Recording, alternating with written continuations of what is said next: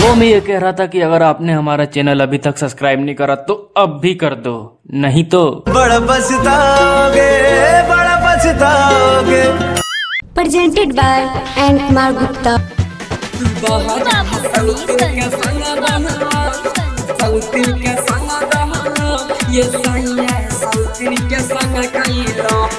सोचल सपना रहा ये हो सजना पल भर में तोड़ दी।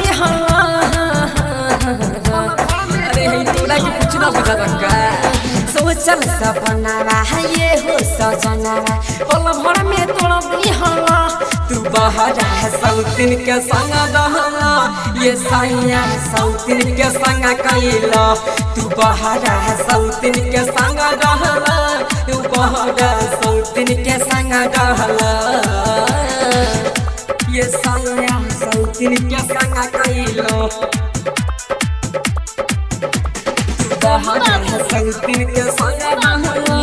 धूम रिकॉर्डिंग स्टूडियो राजा सोनवर्षा थाना चौक।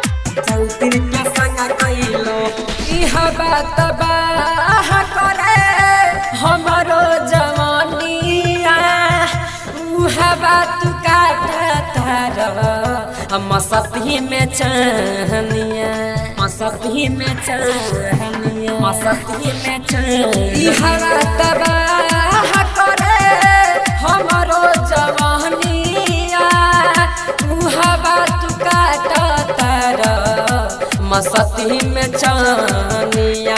हमारा उफनला जवानिया के छोड़ के छुछु नोड़ी के रोज चुमला। हमारा उफनला जवानिया के छोड़ के छुछु नोड़ी के रोज चुमला।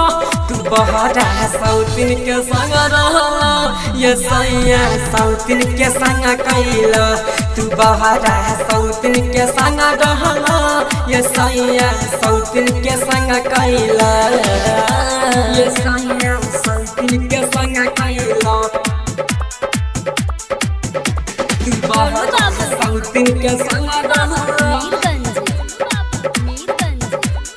सौतिन के संग कैला।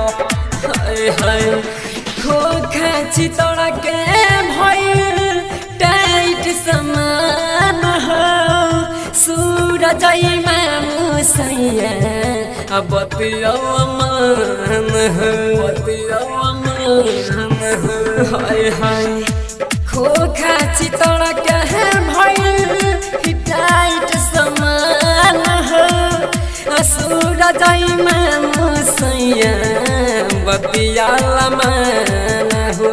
राहुल विकास राम गुप्ता के संग में कबले तू बहरा गइलो। राहुल विकास राम संजीव के संग में कबले तू बहरा गइलो। ये सैया सौतिन के संग रहला ये सैया सौतिन के संग कैला।